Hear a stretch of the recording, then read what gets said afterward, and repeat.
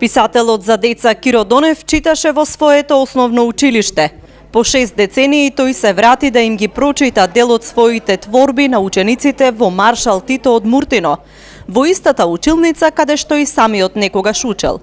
Им раскажуваше за дел од доживувањата и палавштините од школските денови. Ова следба е во чест на книгата, бидејќи 21 март е прогласен за ден на поезијата.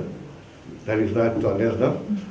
Мене тоа посебно радува, затоа што мене на 21 март ми е роден ден, а јас кога сум се родил, тој ден го прогласил за ден на пролетот и на поезијата. Значи, во еден континуитет сме сега, што би рекол мојот другар Иван Котев, и јас некако славам, значи, тројен јубилеј, сега уште малку ќе биде роден ден, па на 1 април ми е, не знам, нешто тук, ден има тамо, не знам што беше.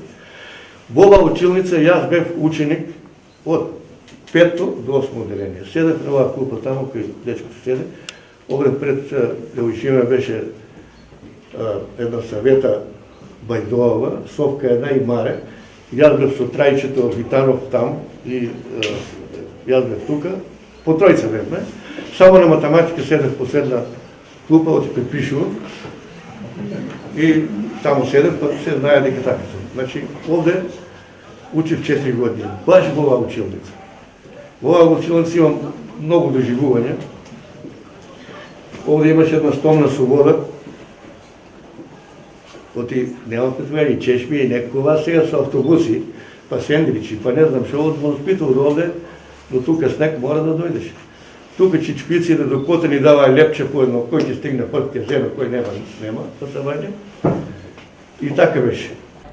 Поезија на Донев кажуваше и неговиот пријател, поетот и новинар Ѓорги Калајџиев, а со фолклористот Иван Котев направија сплет од народни мудрости на кои што им го сменија крајот, давајќи му шеговит завршеток. Коњата високо, ќе го земат на нишата. Ти му даваш прст, тој ти сака и шишенце да си лакира ногти. Човек учи додека во училиште. Часове, тоа е. Селскиот амбар, дамбар, иако дрвен, еднаш од без како пиперка станува лути црвен. Тогаш на својот стопан, трамба, трупа, тропан, со левата рака му напиша вака. Драги мој стопане, сакам чичкон тропане, јас твојот верен амбар, дамбар, пред сите деца од Муртино давам чесен збор дека ќе избегам од твојот двор. А еве зошто? Прво, не е важно што сум од дрво. Важно е што не сум луд да седам на ваков студ. Барам за оваа зима, топла печка да има. Второ, ако сакаш да ти останам во дворот и подоцна да не се каеш, треба и ова да го знаеш. Житото ти го чувам и ден и ноќ. Правам се што е во моја моќ. Но сепак со него нешто станува, секој ден се помалку останува. Кој го јаде, кој го краде, не знаеш, но јас знам. И ке ти кажам без срам. Глувци и стаорци го јадат, тие го крадат. Овој настан е прв од серијата што ги планира Домот за деца и млади Благој Мучето од Струмица. Дом за деца и млади Благој Мучето од Струмица ќе организира циклус на средби на ученици од основните и средните училишта со роднокрајни поети, писатели, афористичари, ликовни уметници.